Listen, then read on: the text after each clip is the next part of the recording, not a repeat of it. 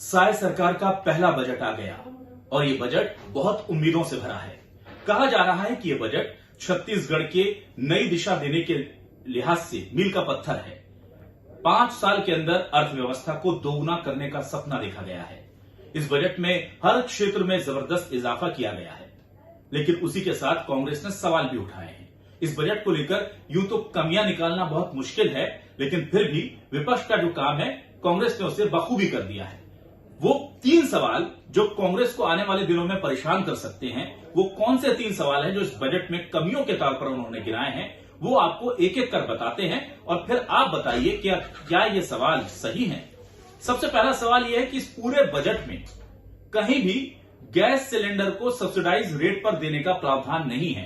आपको याद होगा विधानसभा चुनाव से पहले बीजेपी ने कहा था कि 450 रुपए में गैस सिलेंडर छत्तीसगढ़ के लोगों को मुहैया कराया जाएगा। सरकार बनने के बाद उस पर बीजेपी बात करने से कतरा रही थी और अब इस बजट में जब प्रावधान नहीं है तो कांग्रेस ने निशाना साध दिया है। कांग्रेस ने पूछा है कि कहां गया सस्ता गैस सिलेंडर का वादा।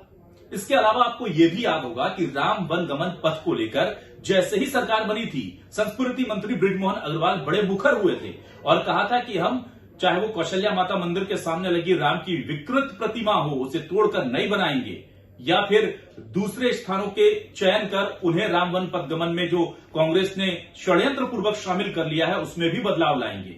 इस पूरे बजट में राम वन गमन पथ परियोजना का कहीं कोई जिक्र नहीं है।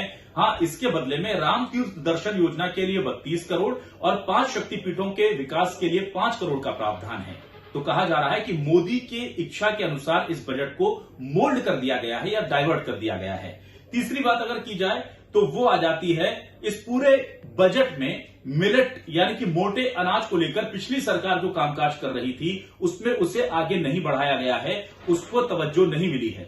आपको याद होगा पीएम मोदी ने पिछले साल मिलेट वर्ष के तौर पर मनाया था और पूरी दुनिया में भारत के मोटे अनाज को बड़े व्यवसाय के तौर पर आगे लाने की कोशिश उन्होंने की थी। छत्तीसगढ़ में मोटे अनाज का बहुत ज्यादा उत्पादन होता है और ऐसे में उम्मीद की जा रही थी कि सरकार इस दिशा में काम करेगी। तो ये 3 पॉइंट हैं जो इस बजट को लेकर कहीं ना कहीं बीजेपी को सवालों के घेरे में खड़ा करते हैं।